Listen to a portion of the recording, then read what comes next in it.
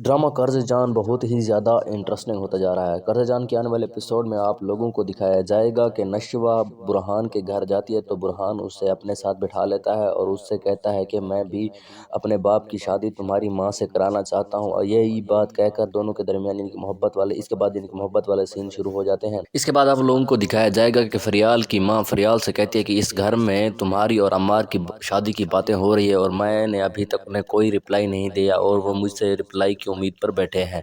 तो अब यानी कि तुम बताओ मैं क्या करूं। तो इस पर जो है ना, जो फरियाल वाला करेक्टर है ये बहुत ही ज़्यादा अकड़ू, यानी कि जो बात सीधे सामने करनी होती है वो कर देती है और किसी बात को यानी कि छुपा कर नहीं रखती। तो जब वो डाइनिंग टेबल पर बैठे होते हैं तो वो बख्तावर से कहती है कि मैं आपके बेटे से शादी नहीं कर सकती क्योंकि आपके बेटे का और मेरा आपस में कोई जोड़ नहीं है। ये सुनकर जो है ना अम्मार गुस्से में आ जाता है और अपने कमरे की तमाम चीज़ें को इधर उधर फेंकने लग जाता है और ज़ोर ज़ोर से चिल्लाने लग जाता है। ये सुनकर सारे घर वाले वहाँ पर आ जाते हैं। यहाँ पर दादी सिर्फ यही चाहती है कि अम्मार खुश रहे और जो इसके लिए जो भी करना पड़े करे। वो चाहती है अब जो है ना दादी का एक ही मकसद है, नशवा और अम्मार की शादी। तो इसके बाद दिखाया जाता है कि बख्तावर किसी सिलसिले में कोर्ट जाता है तो वहाँ पर देखता है कि बुरहान और नशवा एक दूसरे के साथ होते हैं। तो ये देखकर वो बहुत हैरान हो जाता है और जैसे ही घर वापस आता है तो अपनी माँ को बताता है और कहता है कि इस बुरहान ने हमारे दोनों बेटियों को काबू कर रखा है, हमें कुछ ना कुछ करना होगा।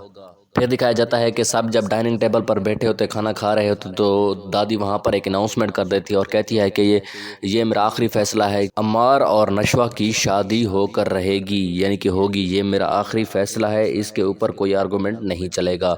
ये सुनकर नशवा भी हैरान हो जाती है और उसकी माँ भी हैरान हो जाती है। बगैर बताए उनको दादी ने एक बड़ा फैसला कर दिया है। तो अब क्या लगता है आप लोगों को कि नशवा की शादी होगी अम्मार के साथ या नहीं, या नशवा इसके लिए कोई स्टैंड लेगी या नहीं? तो कमेंट में ज़रूर बताइएगा और अगर आप हमारे चैनल पर नए हैं तो चैनल को भी ज़रूर सब्सक्राइब कीजिएगा।